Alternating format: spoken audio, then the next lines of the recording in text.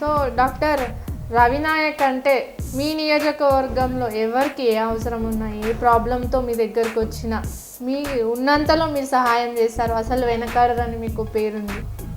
ఏంటి అసలు ఇది నిజంగా ప్రజల మీద ప్రేమేనంటారా లేకపోతే దీని వెనకాల రాజకీయ ఆంతర్యం ఏమైనా ఉందా?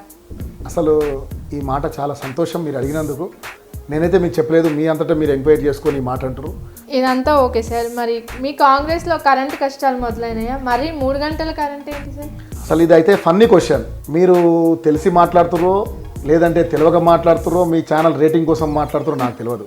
కానీ ఇక్కడ కరెంటు పేరుతోటి రాష్ట్రంలో అవినీతి జరుగుతుంది, కరెంటు పేరుతోటి పైసలను దోచుకుంటుర్రు, కరెంటు పేరుతోటి కేసీఆర్ ప్రభుత్వము కమిషన్లు తీసుకుంటుంది అని చెప్పుకున్న క్రమంలో మొన్న ప్రభాకర్ రావు గారు ఒక మాట ఇచ్చారు.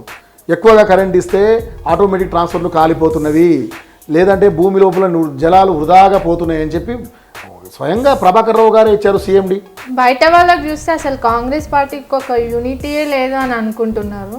అంతెందుకు దన్సరి సీతక్క సీఎం అవుతారు అంటే కోమటిరెడ్డి వెంకటరెడ్డి ఎందుకు ఆ రకంగా స్పందించారు?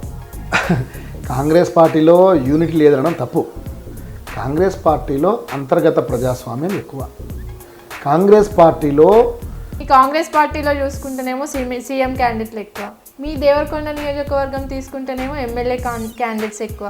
మరి ఏ సాయధ్యతో ముందుకెళ్తారు? మీరు అన్నట్టు సీఎం అభ్యర్థులు ఎక్కువ మా పార్టీలో అంటే ఖచ్చితంగా చేయలేదు అని అంటున్నారు కదా. మీ ప్రతిపక్షాలు ఎప్పుడు ప్రభుత్వాన్ని వేలెత్తి చూపడమేనా? మరి తండాలను కూడా గ్రామ పంచాయతీ చేసింది కదా, మరి ఇంకేం చేయాలి? నేను చాలా క్లియర్గా చెప్తున్నా, కేసీఆర్ మనవడు చిన్నప్పటి నుంచి కూడా నాకు తెలిసి కష్టపడకుండా పెరుగుంటాడు.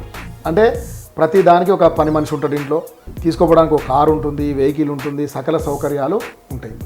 కానీ సడన్గా